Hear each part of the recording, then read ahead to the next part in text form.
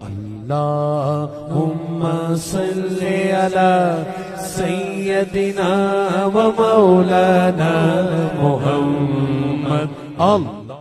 بسم اللہ الرحمن الرحیم. السلام علیکم ورحمۃ اللہ وبرکاتہ. کیا حال ہے آپ سب کا؟ الحمدللہ رب العالمین والعاقبۃ للمتقین والصلاۃ والسلام علی اشرف الانبیاء والمرسلین وعلی آلہ واصحابہ اجمعین. قال اللہ تعالی وتبارک فی القرآن المجید والفرقان الحمید. بسم اللہ الرحمن الرحیم. ان اللہ وملائکتہ یصلون علی النبی یا ایھا الذین آمنوا صلوا علیہ وسلموا تسلیما. الصلاۃ والسلام علیک یا رسول اللہ وعلی آلک واصحابک یا محبوب رب العالمین. تمام حمد و ثنا، تعریف و توصیف اللہ جل مجدہ الکریم کی ذات بابرکات کے لیے، جو خالق کائنات بھی ہے اور مالک شہنشاہات بھی.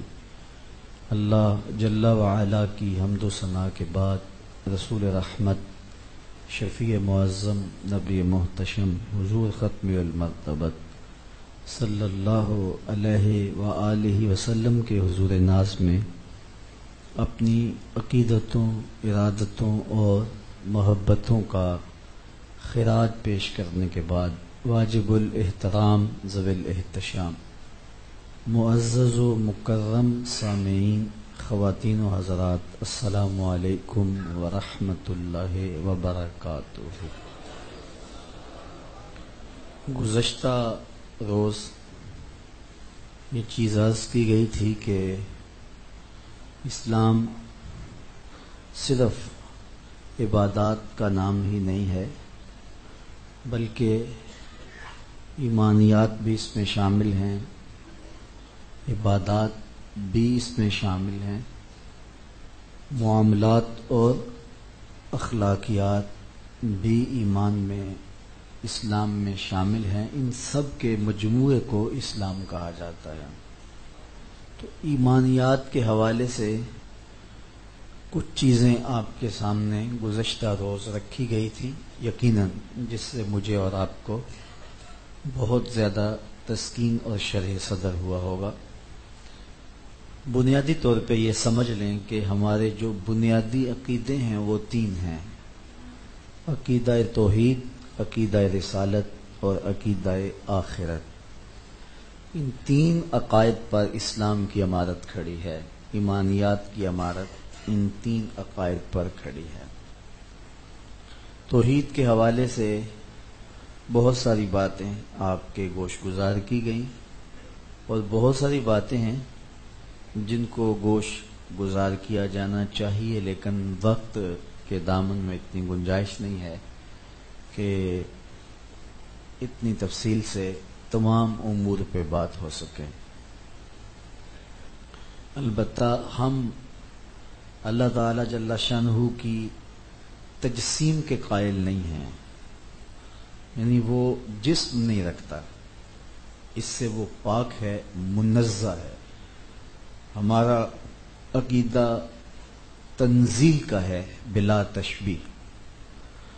یہ جنہوں نے کہا کہ اللہ جل شانہ عرش پہ چڑھا، تو انہوں نے توحید کو سمجھا ہی نہیں.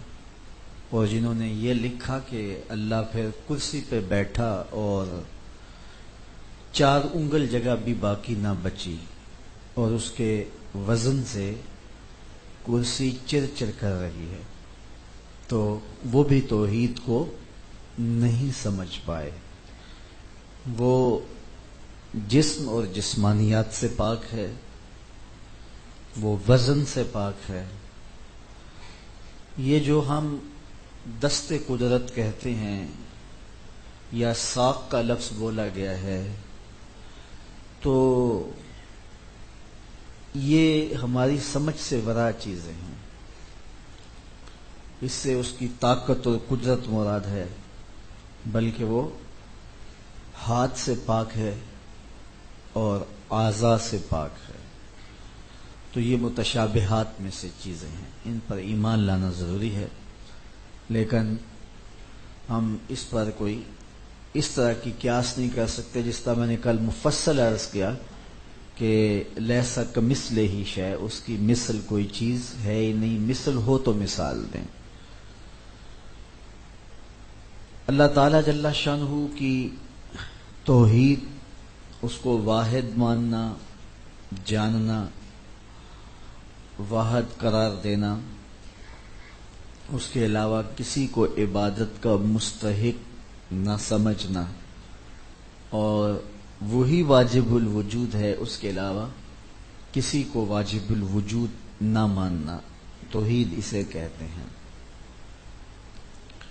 اور ان چیزوں کا انکار کرنا ہی شرک کہلاتا ہے۔ کسی کو واجب الوجود مان لیا جائے، کسی کو عبادت کا مستحق تسلیم کر لیا جائے تو یہ شرک ہوتا ہے۔ تو اللہ تعالیٰ جل شانہ کے ساتھ کسی کو شریک ٹھہرانا، قرار دینا، یہ بڑے بڑے گناہوں میں سے ایک گناہ ہے، سب سے بڑا گناہ، ظلم عظیم اس کو کہا گیا۔ حضور نے بڑے گناہوں کا ذکر کیا ہے، لیکن ایک موقع پہ فرمایا الا انبئکم باکبر الکبائر، جو بڑے بڑے گناہ ہیں ان میں سے بھی جو بڑے ہیں کیا میں تمہیں بتا نہ دوں؟ تو صحابہ نے عرض کی حضور کیوں نہیں؟ قال الاشراک باللہ، فرمایا ان میں سے ایک اللہ کے ساتھ کسی کو شریک ٹھہرانا ہے۔ اس طرح عقوق الوالدین بھی، ماں باپ کی نافرمانی بھی کبیرہ گناہوں میں سے جو آگے بڑھے ہیں ان میں سے ایک ہے۔ اسی طرح قتل النفس کہا، کسی جان کا قتل کرنا، یہ کبیرہ گناہوں میں آگے جو کبیر ہیں، اکبر الکبائر جو ہیں، یہ ان میں سے ایک ہے کسی جان کو قتل کرنا۔ جس نے کسی ایک شخص کو قتل کیا گویا اس نے پوری انسانیت کا قتل کیا۔ اور ایک روایت میں آتا ہے جس نے کسی شخص کے قتل میں آدھے جملے سے بھی مدد کی، اللہ اس کو قیامت کے دن جہنم کی آگ میں جلائے گا۔ اسی طرح یمین الغموس اور جھوٹی قسم اٹھانا، قول الزور کے لفظ بھی ہیں۔ اور جب حضور نے یہ ارشاد فرمایا، حضور ٹیک لگائے بیٹھے تھے، وجلس وکان متکئا، تو حضور ٹیک چھوڑ کے آگے ہو گئے۔ تو ہم جو بات بات پہ جھوٹ بول لیتے ہیں یا جھوٹی گواہی دیتے ہیں، شہادت حضور کے لفظ بھی ہیں بعض روایات میں، تو یہ بڑے گناہوں میں سے بھی جو بڑے ہیں، اکبر الکبائر ہیں۔ یہ 4-5 گناہ حضور نے اکبر الکبائر گنوائے۔ تو ان میں سے پہلا بڑا گناہ اللہ کے ساتھ کسی کو شریک ٹھہرانا۔ آپ کو یاد ہوگا میں نے عرض کیا تھا کہ اللہ کا شریک ہو نہیں سکتا کوئی، ٹھہرا دیا جائے تو یہ ٹھہرانے والے نے ظلم کیا۔ یہ پھول گلاب کا ہے اور اگر اس کو کوئی موتیے کا کہہ دے تو اس نے زیادتی کی ہے، اپنی جہالت کا ثبوت دیا ہے کہ گلاب کو موتیا کہہ دیا ہے، لیکن اس سے گلاب موتیا ہو نہیں جائے گا۔ تو کوئی شخص پتھر کی مورتی کو، کسی شخص کو، کسی فرد کو، کسی درخت کو، کسی چوپائے کو الہ یا معبود قرار دے دے اور اس کو اللہ کے ساتھ شریک ٹھہرا دے تو اللہ کا فی نفس ہی شریک ہوگا نہیں، لیکن اس کے ٹھہرانے کی وجہ سے اس پر نحوستیں اور وبال اور گناہ پڑے گا۔ تو اللہ کا شریک تو فی نفس ہی ممکن ہی نہیں ہے۔ کون ہے جو اس کے ساتھ اس کے امور میں، اس کے کاموں میں، اس کی ذات میں اور اس کی صفات میں شریک ہو سکتا ہے؟ کسی کی ہمت ہی کیا ہے کہ کوئی اس کے ساتھ شریک ہو؟ تو اس لیے ممکن ہی نہیں ہے۔ اس کا شریک ممتنع الوجود ہے، یعنی اس کے شریک کا نہ ہونا واجب ہے۔ اللہ واجب الوجود ہے، اس کا ہونا واجب ہے۔ ہم لوگ ممکن الوجود ہیں تو ٹھیک، نہ ہوتے تو پھر بھی کوئی فرق نہ پڑتا۔ تو اللہ تعالیٰ کا شریک ممکن نہیں۔ دوسری بات ایمانیات میں سے رسالت کا اقرار۔ حضور نبی رحمت صلی اللہ علیہ وآلہ وسلم سمیت باقی جتنے بھی انبیاء آئے ہیں ان سب کی رسالت کا اقرار کرنا، انہیں اللہ کا فرستادہ سچا نبی یا وہ رسول تھے تو رسول تسلیم کرنا. تو یہ ہمارے بنیادی عقائد میں سے ہے. حضور علیہ السلام سے قبل نبیوں کی تعداد معلوم نہیں کتنی ہے، متعین مشخص تعداد معلوم نہیں ہے. بعض لوگ کہہ دیتے ہیں 1,24,999 رسول آئے، تو یہ متعین تعداد کسی نص سے ثابت نہیں ہے. قرآن مجید کے اندر کچھ نبیوں کا نام مذکور ہے، اور اس کے علاوہ جو ہے وہ بہت سارے انبیاء علیہم السلام ہیں جن کا نام، جن کا کام، جن کا تذکرہ موجود نہیں ہے. لیکن اللہ تعالیٰ نے انبیاء علیہم السلام کو بھیجا، اور ایک ایک دور میں کئی کئی نبی تشریف لائے. یعنی ایک شہر میں بعض اوقات کئی نبی ہوتے، اور ایک قوم کے لیے رسول مبعوث کیا جاتا، اور مختلف اقوام میں مختلف رسول مبعوث کیے جاتے. حضرت موسیٰ علیہ السلام نے اللہ سے حضرت ہارون علیہ السلام کے لیے سفارش کی کہ میرے بھائی کو نبی بنا دیا جائے. اللہ اکبر.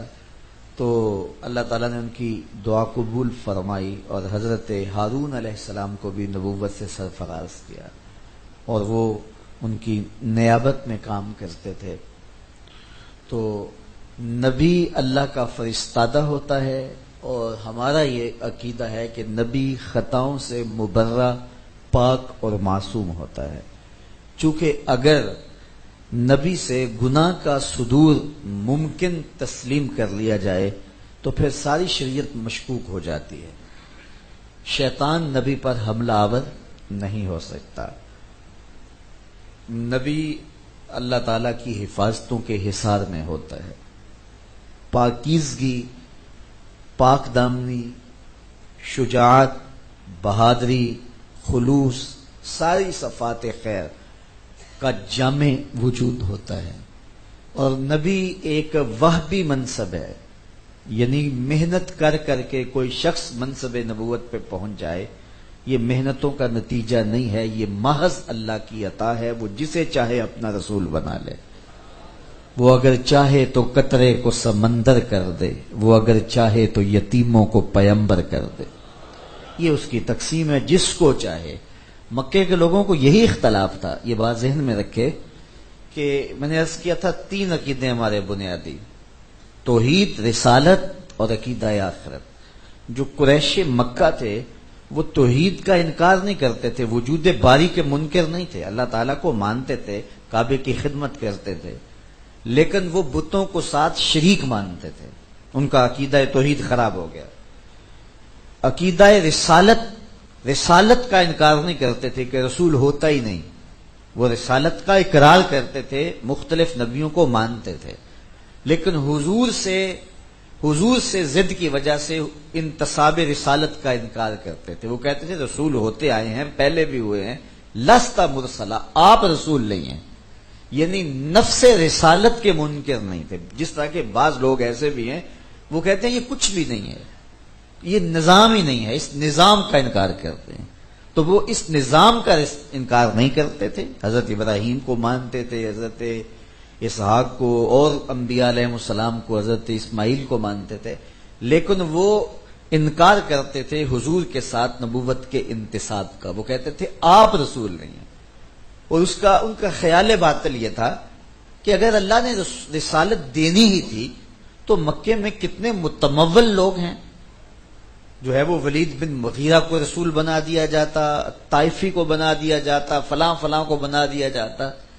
جس کے باپ کا سایہ سر پہ نہیں ہے اس کو ہی رسول بنانا تھا، جو مالدار بھی نہیں ہے اس کو رسول بنانا تھا.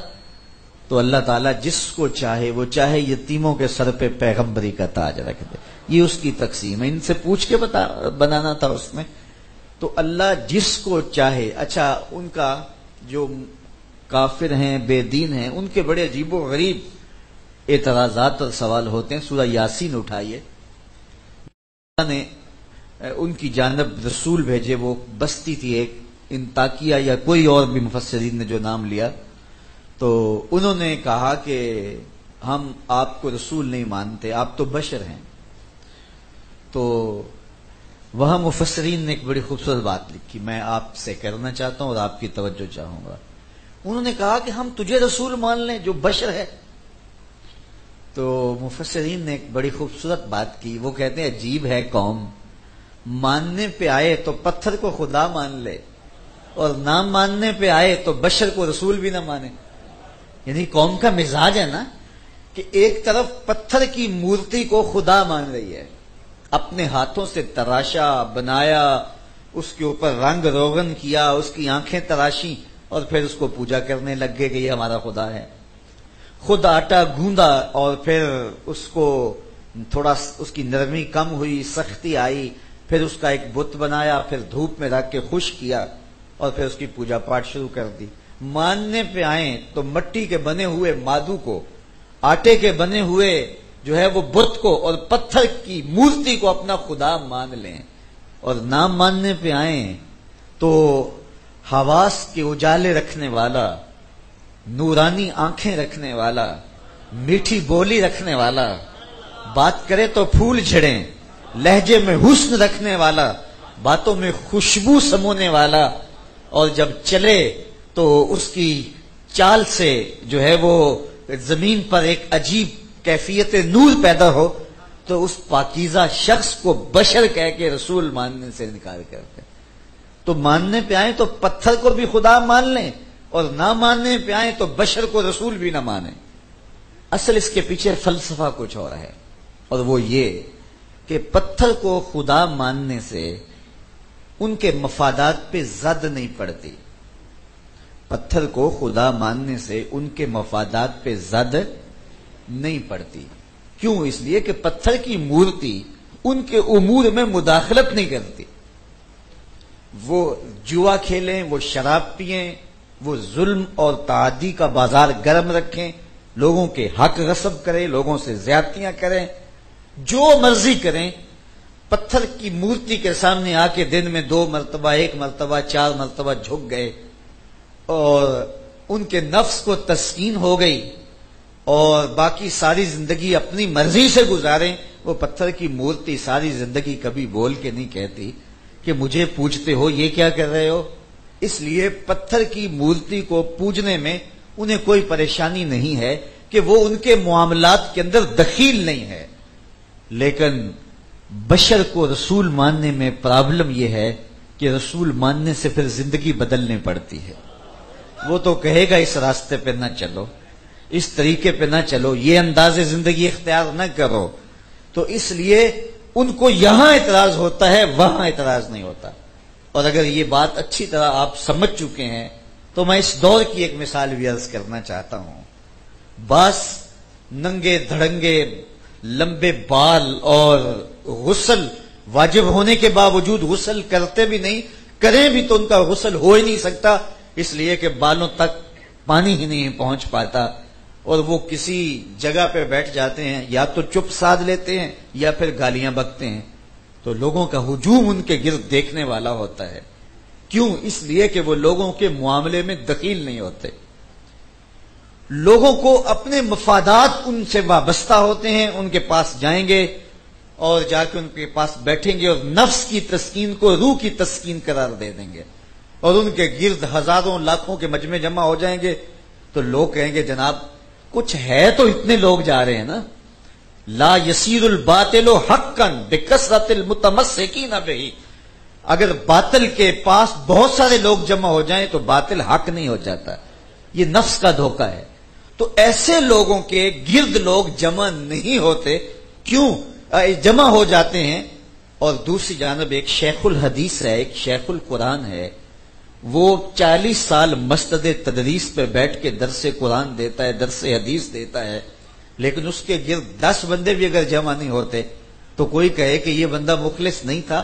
اصل معاملہ وہی ہے، پتھر کی مورتی کو خدا ماننا آسان ہے، لیکن ایک بشر کو رسول ماننا مشکل ہے، اس لیے کہ وہ تمہارے معاملات میں دخیل ہوگا۔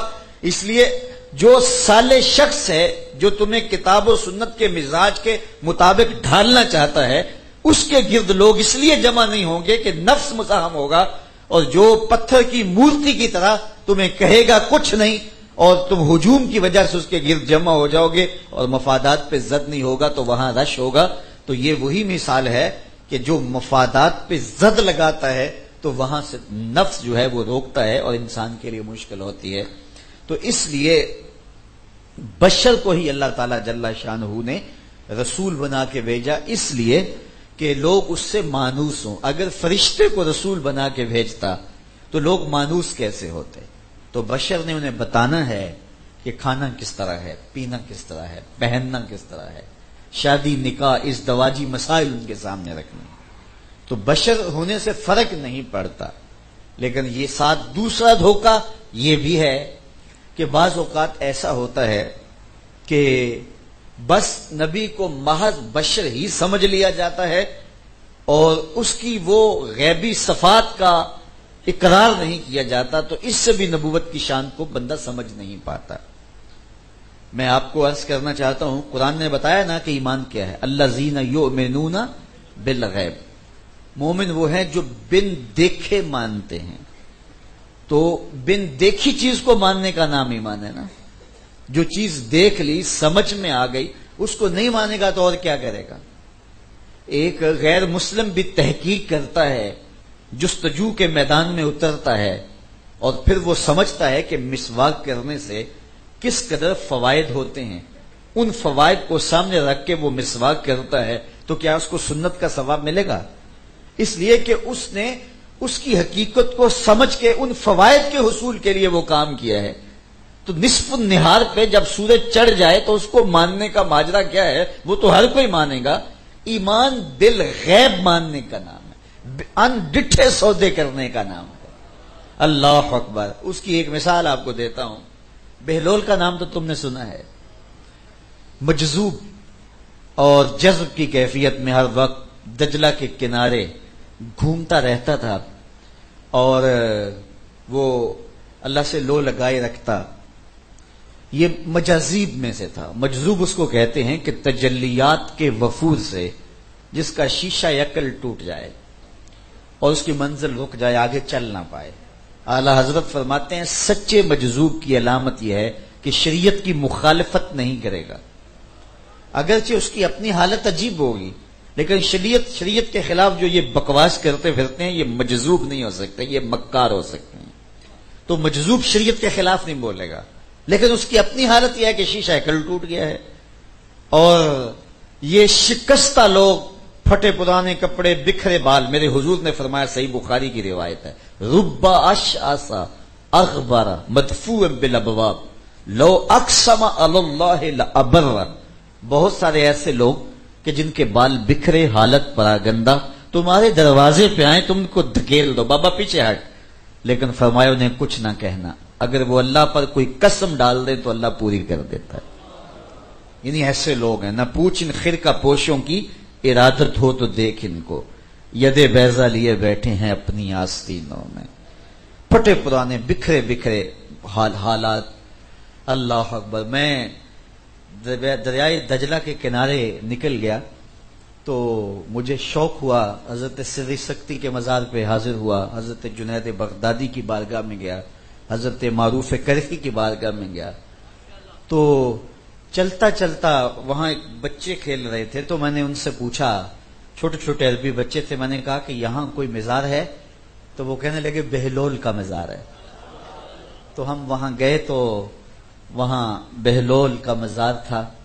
تو میں نے دیکھا کہ بہلول کے مزار کے اوپر جو چادر پڑی ہے وہ آدھی پھٹی ہوئی ہے. تو میں نے کہا کہ تو اب بھی مجذوب ہی ہے. تو بہلول دریائے دجلہ کے کنارے گھومتا رہتا تھا اور وہاں وہ مٹی کے چھوٹے چھوٹے گھروندے اپنے پاؤں پہ بناتا اور انہیں مسمار کر دیتا. کبھی آپ نے دیکھا کوئی ریت پھینک جائے گلی میں تو بچوں کا شغل ہوتا ہے کہ وہ تھپک کے پاؤں پر گنوندے بنا کے پھر ہولے سے پاؤں نکال لیتے ہیں.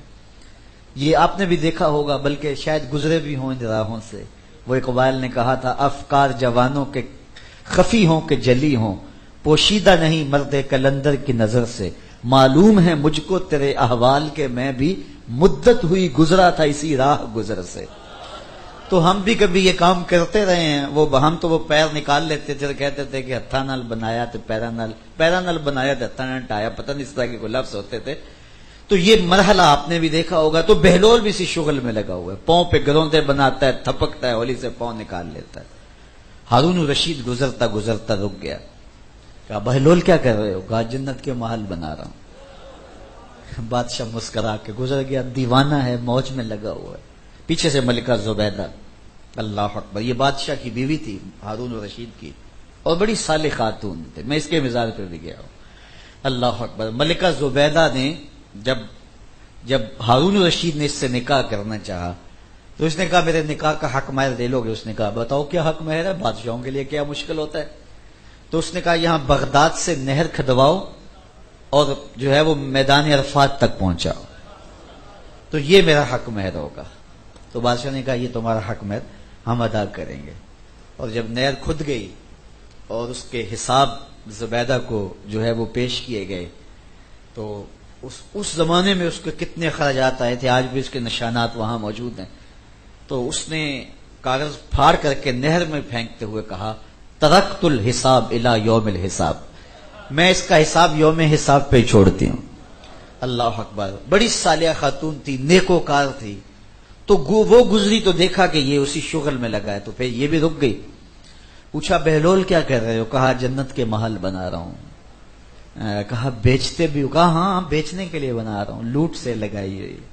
کہا کتنے کا؟ کہا 10 درہم کا ایک دیتا ہوں. اب 10 درہم بادشاہوں کے لیے کیا مشکل ہوتے ہیں. تجوری سے نکالے, 10 درہم اسے دیے. بہلول نے دیکھے, مسکرا کے دریائے دجلہ میں پھینک دیے.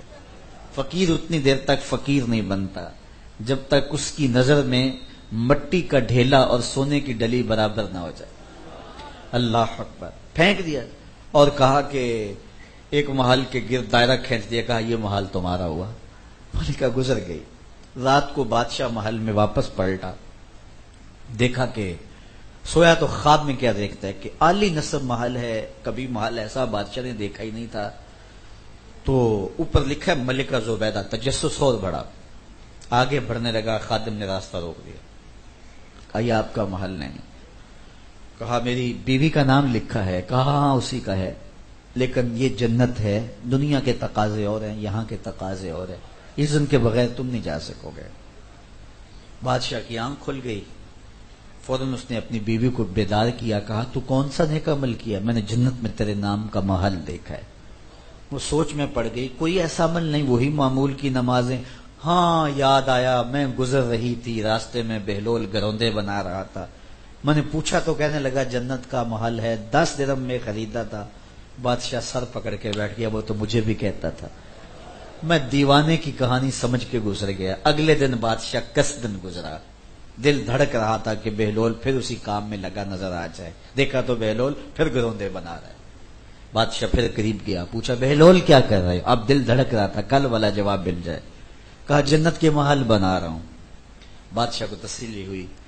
دوسرا سوال کیا بیچتے بھی ہو؟ کہا ہاں بیچنے کے لیے بنا رہا ہوں. کہا کتنے کا؟ کہا آدھی حکومت لگے گی. کہا کل تو 10 درہم کا تھا. کہا وہ انڈٹھا سودا تھا, تو دیکھ کے آیا ہے. الذین یؤمنون بالغیب. یہ تو بہلول کی کہانی ہے. آپ کی گلی میں جو تربوز بیچتا ہے وہ بھی کہتا ہے اگر بغیر ٹکی کے لے لو گے تو 15 روپے کا, اگر ٹکی لا کے چیک کرنا ہے تو پھر 20 کا ہی دوں گا, اس لیے کہ تم نے دیکھ لیا ہے. میرے حضور کا ایک فرمان سنیے. میرے حضور نے ارشاد فرمایا صحابہ تمہیں مبارک ہو تمہارے ایمان لانے کی کہ تم نے مجھے دیکھا, تم نے چاند کے ٹکڑے ہوتے دیکھے, تم نے پتھروں کو کلمہ بولتے دیکھا, تم نے درختوں کو سلامیاں کرتے دیکھا. تمہیں مبارک ہو تمہارے ایمان لانے کی. ایک مبارک وَتُوبَا 7 مرات مَن لَّمْ يَرَانِي وَآمَنَ بِي, اور انہیں 7 مبارکیں ہوں جنہوں نے مجھے دیکھا نہیں ہوگا اور میرے پہ ایمان لائیں گے. ان ڈٹھے سودے, یہ بہت بڑی بات ہوتی ہے, یہ بہت بڑا حسن ہوتا ہے. اب یہاں ایک اور بات کرنا چاہوں گا اور اس پر آپ کی بہت ساری توجہ بھی چاہیے مجھے, اور اس سے آپ کو بہت زیادہ شرح صدر بھی ہوگا اور ایک بہت بڑا عقدہ کھل جائے گا. حضور کے ہاتھ کو ماننے کا نام ایمان نہیں ہے. یہ تو ابو جہل بھی مانتا تھا یہ ہاتھ ہے. ہاتھ میں یہ دلہ کی طاقت کو ماننے کا نام ایمان. یہ غیبی صفت تھی. حضور علیہ الصلوۃ والسلام کے بازوؤں کا نام ایمان نہیں، ماننے کا نام ایمان نہیں ہے. یہ تو ابو لہب بھی جانتا تھا یہ بازو ہیں. بازوؤں میں ماں رمیت کی قوت کو ماننے کا نام ایمان ہے. چہرے کو ماننے کا نام ایمان نہیں ہے. چہرے کو تو اتبا بھی مانتا تھا، لیکن چہرے میں وجہ اللہ کے جلووں کو ماننے کا نام ایمان ہے. زبان کو ماننے کا نام ایمان نہیں ہے. اس کو تو عتیبہ بھی مانتا تھا، لیکن زبان میں ما ينطق عن الهوى ان هو الا وحی یوحی کی طاقت کو ماننے کا نام ایمان ہے. دوسرے لفظوں میں یہ کہہ لو کہ محمد بن عبداللہ کو ماننے کا نام ایمان نہیں ہے، محمد رسول اللہ کو ماننے کا نام. تو مجھے بتاؤ، کوئی حضور کے اوصاف کو ہی نہیں مانتا تو اس نے پھر مانا کیا؟ ایمان تو بالغیب ہوتا ہے. ہاتھوں کو تو سارے مانتے تھے، انگلیوں کو تو سارے مانتے تھے، آنکھوں کو تو سارے مانتے تھے، یہ پیشانی ہے، یہ ماتھا ہے، یہ سب کچھ ہے. لیکن میرے رب نے کہا یہ نہیں مانتے، اس لیے کہ تیرے غیبی وصف نہیں مانے. سنو قرآن، وَتَرَاهُمْ يَنْظُرُونَ إِلَيْكَ وَهُمْ لَا يُبْصِرُونَ. قرآن کہتا ہے، ذرا دیکھیے کیا یہاں کمال کر دی. وَتَرَاهُمْ، اے محبوب آپ ان کافروں کو دیکھ رہے ہیں. وَتَرَاهُمْ، تم ان لوگوں کو دیکھ رہے ہو. کیا؟ يَنْظُرُونَ إِلَيْكَ، کہ یہ تمہیں دیکھ رہے ہیں. تم انہیں دیکھ رہے ہو کہ یہ تمہیں، وَهُمْ لَا يُبْصِرُونَ، میں خدا ہو کے کہتا ہوں یہ تمہیں نہیں دیکھ رہے. ذرا غور کیجیے، آپ انہیں دیکھ رہے ہیں کہ یہ تمہیں دیکھ رہے ہیں. وَتَرَاهُمْ يَنْظُرُونَ إِلَيْكَ، یہ آنکھیں پھاڑ پھاڑ کے تمہیں دیکھ رہے ہیں اور تم ان کے دیکھنے کو دیکھ رہے ہو. وَهُمْ لَا يُبْصِرُونَ، میں خدا کہتا ہوں یہ نہیں دیکھ رہے. اللہ، انہوں نے دیکھا ہی نہیں ہے. دیکھا ہوتا تو پھر پہچان لیتے نا. قبر میں سوال ہوتا ہے ابو جہل کو، من ربو کا، ما دینوں کا. پھر کیا سوال ہوتا ہے؟ ما کنت تقول فی ھذا الرجل، بتاؤ یہ کون ہے. حضور سامنے ہوتے ہیں نا، پردے اٹھ جاتے ہیں. ابو جہل کو سوال ہوتا ہے، ابو لہب کو سوال ہوتا ہے، اتبا کو، عتیبہ کو سوال ہوتا ہے یہ کون ہے. تو وہ آگے سے کیا کہتے ہیں؟ ہے ہاتھ لا ادری، ہائے افسوس ہم نہیں پہچانتے. اچھا پہچانتے نہیں تھے تو پتھر کس کو مارتے تھے؟ پہچانتے نہیں تو گڑے کس کی راہوں میں کھودتے تھے؟ پہچانتے نہیں تھے تو کانٹے کس کی راہوں میں بچھاتے تھے؟ وہ کیا کہتے ہیں؟ ہائے ہائے ہم نہیں جانتے. اور 14 صدیاں گزرنے کے بعد ایک مومن لحد میں اترتا ہے. سوال ہوتا ہے، عامر چیمہ بتائیے کون ہے؟ تو وہ کہتا ہے پیچھے ہٹو، پہلے پائے ناز کو چوم تو لینے دو، میں تو مر کے پہنچا ہوں یہاں اس دل ربا کے واسطے. جس نے دیکھا تھا، آنکھیں پھاڑ پھاڑ کے دیکھا تھا، وہ تو پہچان نہیں سکا. اور جو 14 صدیوں کے فاصلے پہ کھڑا ہے وہ کہتا ہے پیچھے ہٹو، پہلے پائے ناز تو چوم لینے دو. اگر میں نے دیکھا نہیں تھا، اگر میں ان کو جانتا نہیں ہے تو جان کیوں بار دی تھی؟ تو اس نے دیکھ کر بھی نہیں دیکھا. قرآن کہتا ہے آنکھیں پھاڑ پھاڑ کے دیکھ رہے ہیں، دیکھا ہی نہیں ہے. لیکن یہ صدیوں کے فاصلے پہ ہیں. لیکن در دل مسلم مقام مصطفیٰ، آب روئے ماز نام مصطفیٰ، مومن کے دل میں ڈیرے ہی حضور کے ہوتے. تو ایمان بالغیب ماننے کو کہتے ہیں. تو ہاتھوں کو ماننے کا نام ایمان نہیں ہے، ہاتھوں میں ید اللہ کی طاقت ماننے کا نام ایمان ہے. بازوؤں میں ما رمیت کی توانائیوں کو ماننے کا نام ہے. آنکھوں میں ما زاغل بصر کی طاقتوں کو ماننے کا نام ایمان ہے. اور کانوں میں وہ قوتیں اور وہ توانائیاں ماننے کا نام ایمان ہے. اور اگر یہ نہیں مانا تو پھر مانا کیا ہے؟ تو اس لیے حضور کی ان صفات کو ماننے کا نام ایمان ہے. اللہ ہمیں حضور کے ساتھ ایمان کی ایسی پختگی نصیب فرمائے. اللہ اکبر. تو ایمانیات یہ 3 چیزیں ہیں. تیسری چیز ہماری عقیدہ آخرت. اور عقیدہ آخرت کیا ہے؟ کہ ہم اس دنیا میں بیٹھ نہیں رہنا، موت کے بعد ایک دوسری زندگی شروع ہونے والی ہے جس کو برزخی زندگی کہتے ہیں. اور وہ حضور نے ارشاد فرمایا، القبر روضۃ من ریاض الجنہ اور حفرۃ من حفر النیران. جو قبر ہے یا جنت کے باغوں میں سے ایک باغ ہے یا جہنم کے گڑھوں میں سے ایک گڑھا ہے. اب بظاہر ہم قبر کھود کے دیکھتے ہیں تو ہڈیاں دکھائی دیتی ہیں، لیکن ہمارا ایمان بالغیب ہے کہ جو حضور نے فرمایا کہ قبر میں یا جنت کی ہوائیں آنا شروع ہو جاتی ہیں یا جہنم کی آگ کے شعلے لپٹنے لگ جاتے ہیں. تو یہ یقین اور اذعان ہمارا رکھنا، تو یہ ایمانیات میں سے، یہ ایمان بالغیب میں سے ہے. پھر وہاں سے ہم آخرت کی منزل میں قیامت کے موقع پر قبروں سے لوگ اٹھائے جائیں گے. یہ ایک تیسرا عقیدہ ہے، اور اس پر کفار مکہ کو بہت زیادہ اعتراض تھا. وہ کہتے ہیں یہ کیسے ہو سکتا ہے، جب ہم مر جائیں، مٹی ہو جائیں اور ہماری ہڈیاں جو ہیں وہ بکھر جائیں گی، تو پھر دوبارہ ہم کیسے اٹھائے جائیں گے. وہ کہتے تھے باقی تمہاری ساری باتیں سمجھ میں آتی ہیں، لیکن یہ بات ہماری سمجھ میں نہیں آتی کہ مرنے کے بعد ہم دوبارہ اٹھائے جائیں اور دوبارہ ہمیں زندگی دی جائے. اللہ تعالیٰ جل شانہ نے سورہ یاسین کے آخری رکوع کے اندر جو ہے وہ اس کا بڑا خوبصورت جواب دیا. جب نضر بن حارث نامی ایک کافر نے کہیں سے کوئی بوسیدہ اور پرانی ہڈی اٹھائی اور حضور کی خدمت میں حاضر ہو گیا اور کہا کہ کیا اس ہڈی کو دوبارہ زندہ کیا جائے گا. وہ کہتے تھے کہ جب ہم گل سڑ جائیں گے تو دوبارہ کیسے زندہ ہوں گے. یہ ان کا خیال باطل تھا. اب دیکھیے، اولم یری الانسان انا خلقناہ من نطفۃ فاذا هو خصیم مبین وضرب لنا مثلا ونسی خلقہ قال من یحیی العظام وہی رمیم. ہڈی اٹھا لایا، حضور کے سامنے کھڑا ہو گیا، اس کو توڑتا ہے، اس کے ریزے زمین پہ گرتے ہیں اور ساتھ کہتا ہے اچھا آپ کا خیال ہے ان ہڈیوں کو زندہ کیا جائے گا، ان کو کون زندہ کرے گا. تو یہ اس کا سوال تھا، اور ساتھ وہ تمسخر اڑا رہا تھا، اور ہڈی کو توڑتا، اس کے ذرے زمین پہ گرتے اور ساتھ کہتا ہے ان ہڈیوں کو کون زندہ کرے گا. آپ سنیے جواب، آپ اشش کر اٹھیں گے. قرآن تو قرآن ہے نا. اللہ اکبر، منہ توڑ کے رکھ دیا.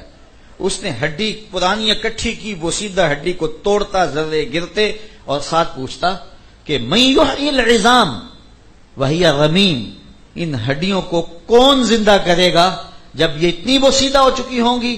کل، اے محبوب اسے فرما دیجئے یحییھا الذی انشاھا اول مرہ، اس کو وہی زندہ کرے گا جب ہڈیاں بھی نہیں تھی جس نے انسان کو بنایا تھا. جب یہ ہڈی نہیں تھی جس نے اس کو بنایا تھا وہ اس کو دوبارہ جوڑ بھی لے گا. جس کمپنی نے یہ مائک ایجاد کیا ہے، بنایا ہے، تو اگر یہ خراب ہو جائے، اس کے میٹیریل میں کوئی مسئلہ بن جائے، اس کی فنی خرابی آ جائے، تو اس کے لیے اس کو صحیح کرنا کیا مشکل ہے. کوئی کہے اب اس کو کیسے صحیح کیا جائے گا. میاں جنہوں نے ایجاد کر دیا ان کے لیے صحیح کرنا کیا مشکل ہے. تو کہا، وہ کہتا ہے کہ ان ہڈیوں کو دوبارہ کون زندہ کرے گا. کل، فرما دیجئے یحییھا الذی انشاھا اول مرہ، اس کو وہ زندہ کرے گا جس نے پہلی بار اسے بنایا. وَهُوَ بِكُلِّ خَلْقٍ علیم، اور وہ ہر تخلیق کو جاننے والا ہے، اس کے لیے کوئی مشکل نہیں ہے. تو ہم اس کے بعد اٹھائے جائیں گے، قبروں سے لوگ اٹھیں گے، قیامت قائم ہوگی. اللہ اکبر. اور میں نے عرض کیا تھا قیامت کافروں پر قائم نہیں ہوگی، مسلمانوں پہ قائم نہیں ہوگی، کفار پہ قائم ہوگی، اور لوگ قبروں سے اٹھیں گے، برہنہ اٹھائے جائیں گے قبروں سے. اللہ اکبر. جس طرح ماں کے پیٹ سے آئے ہیں سب برہنہ پیدا ہوئے، اسی طرح قبر بھی ایک پیٹ ہے جس سے برہنہ لوگ آئیں گے. اللہ اکبر. جب یہ بات فرمائی تو سید عائشہ کا جسم کانپنے لگا، اور حضور سے کہا حضور ایک دوسرے سے ہمیں شرم نہیں آئے گی، حیا نہیں آئے گی. فرمایا عائشہ معاملہ اس سے بھی آگے ہے. مطلب کیا؟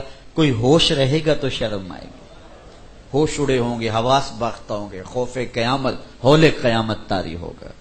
کتنا سخت دن ہوگا. زمین تانبے کی ہوگی، آسمان آگ برسا رہا ہوگا، سورج کا رخ الٹا ہے پھر سیدھا ہو جائے گا، بہت دور ہے پھر بہت قریب آ جائے گا. کوئی سایہ نہیں ہوگا سوائے اللہ کے عرش کے سائے کے، اور وہ مخصوص اعمال کے حاملین کو اللہ عرش کے سائے میں رکھے گا. لوگ اپنے گناہوں کے سبب پسینے میں شرابور ہوں گے، کوئی ٹخنوں تک، کوئی گھٹنوں تک، کوئی کمر تک کسی کو پسینے کی لگام دی جائے گی، کوئی ڈوبا ہوگا پسینے میں.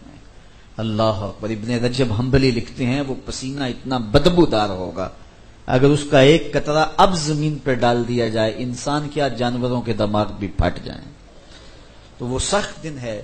اللہ اس دن کی سختیوں سے ہمیں محفوظ فرمائے اور حضور کے دامن رحمت میں ہمیں سایہ عطا کرے. اللہ اکبر. تو یہ ہمارا بنیادی عقیدہ ہے. پھر اعمال تلیں گے، ترازو گاڑا جائے گا. نیکوکاروں کے دائیں ہاتھ میں اعمال نامہ ملے گا، بدکاروں کے بائیں ہاتھ میں، اور پیچھے سے نامہ اعمال ملے گا. پھر باقاعدہ ان کا وزن کیا جائے گا. یہ ہمارا ترازو ہی ہے کہ جس کا جو پلڑا بھاری ہو وہ نیچے کو جھکتا ہے، جو ہلکا ہو وہ اوپر کو اٹھتا ہے، لیکن جو میزان قیامت کے دن نصب کیا جائے گا یہ اس کو الٹ ہوگا، کیونکہ نیکیوں کی اٹھان اوپر کو ہوتی ہے، تو جو پلڑا بھاری ہوگا وہ اوپر کو ہوگا، وہ نیچے نہیں ہوگا۔ تو یہ قیامت کا دن ہوگا۔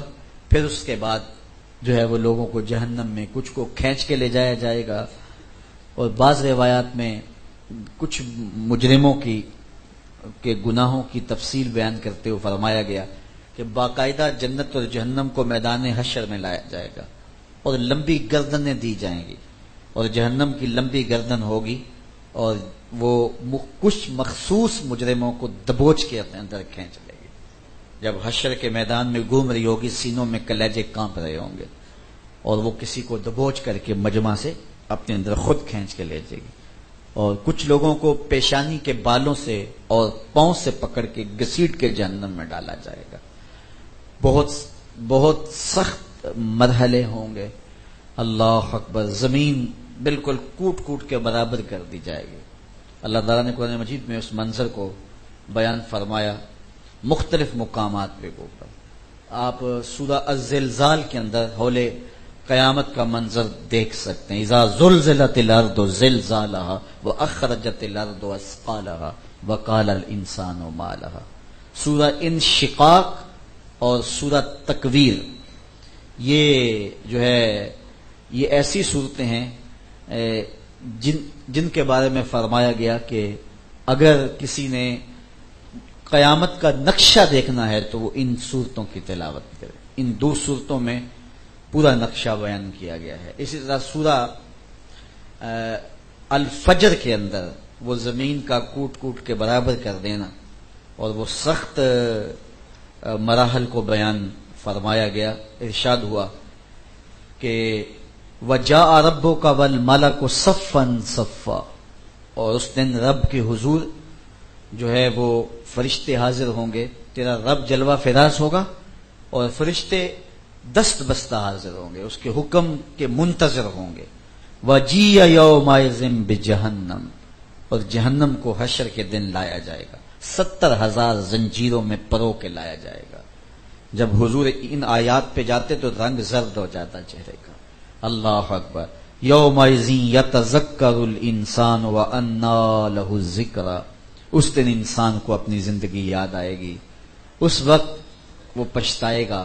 اللہ فرماتا ہے وانیٰ لہ الذکریٰ، اب یاد کرنے کا کیا فائدہ، جب موقع تھا وہ تو گوا دیا، وہاں پچھتائے گا، چیخے گا، دانت پیسے گا، ظالم ہاتھ کاٹیں گے، ہائے تھوڑی سی زندگی تھی، احتیاط سے گزار لیتے، گزر ہی جانی تھی نا۔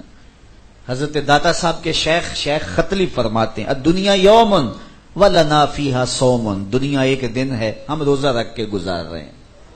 تو روزہ بھی تو گزر ہی جاتا ہے نا، سارا دن لوگ پانی پیتے رہتے ہیں، عیاشیاں کرتے رہتے ہیں، کھانا کھاتے ہیں، انواع اقسام کے پھل لیتے ہیں، اور روزہ دار کہتا کوئی نہیں، شام ہو ہی جائے گی، اور شام ہو ہی جاتی ہے۔ اس لیے فساق، فجار، گناہگار اللہ کے حکموں کو توڑتے ہیں، گناہوں پہ گناہ کرتے ہیں، عیش و عشرت کی زندگی گزار کرتے ہیں، لیکن صالحین متقی کہتے ہیں کوئی بات نہیں، یہ زندگی گزر ہی جائے گی۔ حلال کماتے ہیں، اللہ کئیوں کو زیادہ بھی دے دیتا ہے، حرام سے اپنے آپ کو محفوظ رکھتے ہیں۔ تو حضرت داتا صاحب کے پیر فرمایا، کتنی خوبصورت بات کی، بڑی روشنی ہے اس میں، کہ دنیا ایک دن ہے اور ہم روزہ رکھ کے گزار رہے ہیں۔ تو پھر اس دن بندہ کہے گا کہ ہائے میں اس زندگی کو گزار لیا ہوتا، لیکن اللہ فرماتا ہے وَأَنَّىٰ لَهُ الذِّكْرَىٰ، اب یاد کرنے کا، اب پچھتانے کا کیا فائدہ ہوا، اب کوئی اس کا فائدہ نہیں۔ فَيَوْمَئِذٍ لَا يُعَذِّبُ عَذَابَهُ أَحَدٌ، سو اس دن اس کے عذاب کی طرح کوئی عذاب نہ دے سکے گا۔ وَلَا يُوثِقُ وَثَاقَهُ أَحَدٌ، اور نہ اس کے جکڑنے کی طرح کوئی جکڑ سکے گا، جس طرح وہ باندھے گا کوئی باندھ نہیں سکتا۔ اللہ اکبر۔ تو وہ سخت دن ہوگا، اللہ تعالیٰ اس دن کی سختیوں سے ہم سب کو محفوظ رکھے۔ پھر جنت، پھر جہنم۔ جنت اور جہنم اللہ کے قہر و رضا کے منظر ہیں، جن پہ خوش ہوگا جنت میں بھیج دے گا، جن پہ راضی ہوگا ان کو جہنم میں ڈال دے گا۔ جو ابدی ٹھکانہ ہے جہنم، وہ صرف کفار کا ہے، مسلمان ہمیشہ جہنم میں نہیں رہیں گے۔ اگر گناہوں کی وجہ سے گئے بھی تو کچھ عرصے کے بعد وہ جہنم سے نکال لیے جائیں گے۔ وہ عرصہ طویل بھی ہو سکتا ہے، مختصر بھی ہو سکتا ہے، تو اس کے بعد وہ جہنم سے نکال کر کے جنت میں بھیج دیے جائیں گے۔ حضور فرمایا میں اس شخص کا نام بھی جانتا ہوں جو سب سے آخر میں جہنم سے نکلے گا اور جنت میں جائے گا۔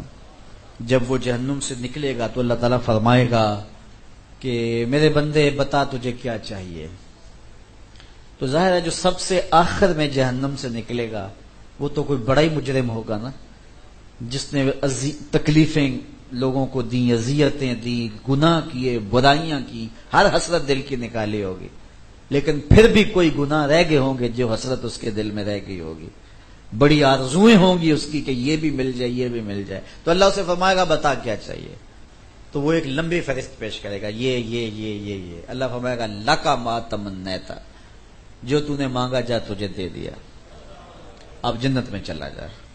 اب اس کا تو خیال ہے کہ جنت کے دروازے کے سائے میں مجھے جگہ مل جائے تو غنیمت ہے، جہنم سے نکال لایا گیا ہوں، یا وہاں کوئی 2-3 مرلے کی کٹیا مل جائے تو کافی ہے میرے لیے، لیکن اللہ فرمائے گا جا جنت میں چلا جا، تیرے لیے اس دنیا سے 10 گنا جگہ ہے وہاں۔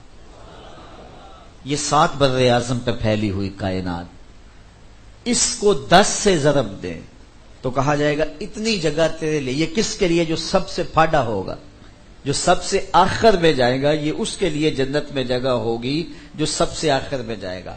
تو وہ کہے گا کہ اتسخر وانت الملک، بخاری کی روایت ہے، وہ کہے گا مالک تو بادشاہ ہو کے مجھ سے مذاق کر رہا ہے، اتسخر تو مجھ سے مذاق کر رہا ہے، وانت الملک اور تو بادشاہ ہے۔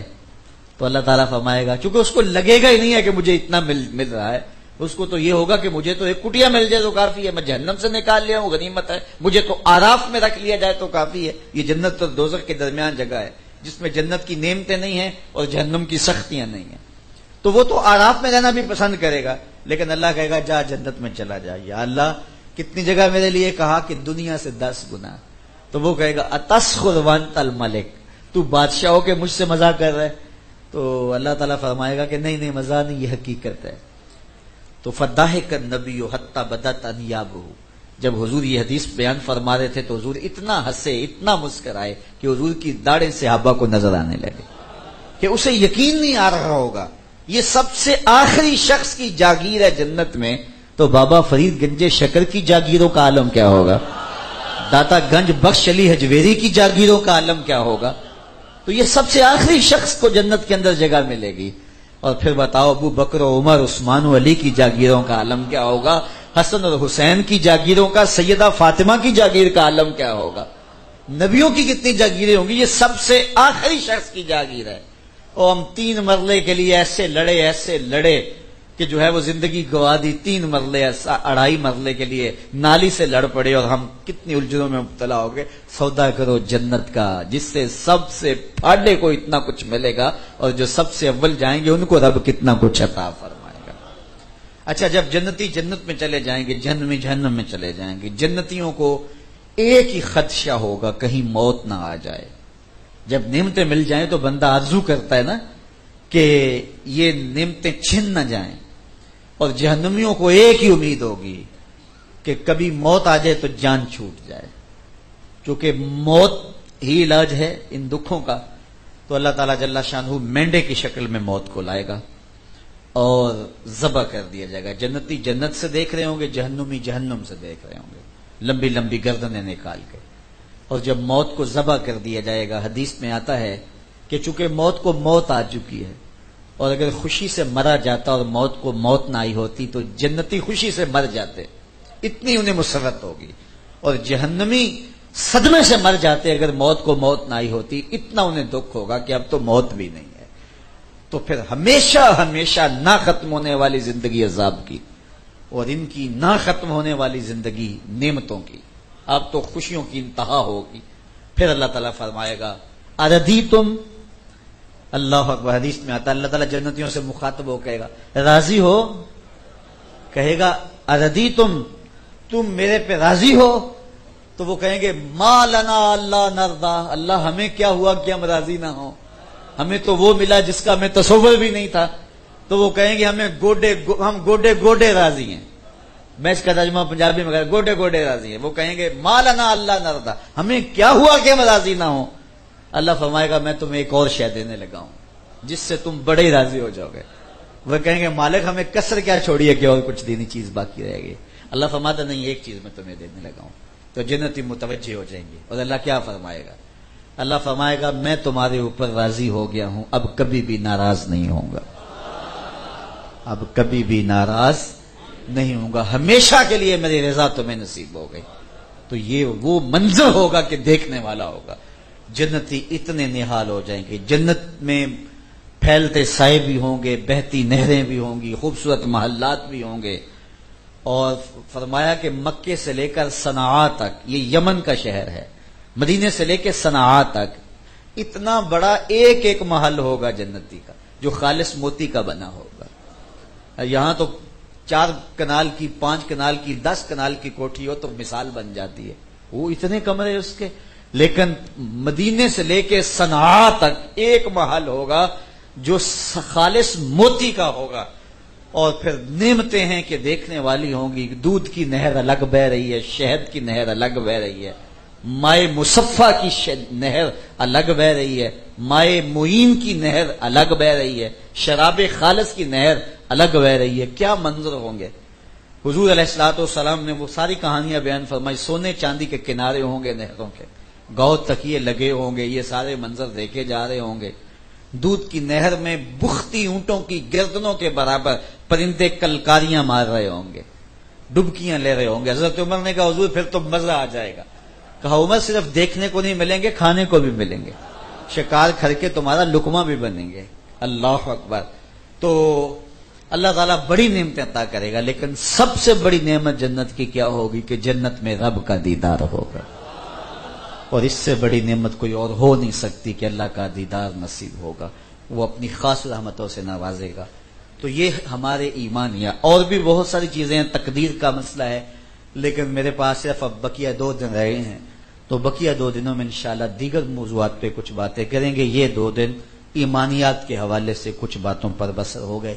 اللہ مجھے آپ کو اپنی رحمتوں کے سائے میں رکھے. الحمدللہ رب العالمین والصلاة والسلام علی اشرف الانبیاء والمرسلین. اٹھے ہوئے ہاتھ, پھیلی ہوئی جھولیاں کبھی بھی خالی نہ چھوڑنا, اپنے کرم سے مالا مال کر دینا. حضور صلی اللہ علیہ وآلہ وسلم کی اتباع کا کامل جذبہ عطا کرنا. اے اللہ تو کریم ہے, کوئی بھی یہاں سے خالی نہ جائے. ہمارے بیماروں کو شفائے کامل عطا فرما. ہمارے محترم عرفان صاحب کے والد گرامی بیمار ہیں, تیری بارگاہ میں دعا ہے, التجا ہے, اللہ اپنی جناب سے انہیں کامل صحت عطا فرما. اور بھی اس امت کے جتنے بیمار ہیں, سامعین سے, سامعات میں سے جن کے بھی اعزاء و اقربا بیماری میں ہیں, اللہ انہیں کامل صحت عطا فرما. پریشان حالوں کو خوشحال فرما دے, دکھیوں کے دکھ دور کر دے, ہر خیر ہر بلائی جھولی میں ڈال دے, ہر اچھائی مقسوم فرما دے. اے اللہ ان رونقوں کو قیامت تک باقی رکھنا, اپنی پناہ امان اور حفاظتوں کے حصار میں رکھنا. صلی اللہ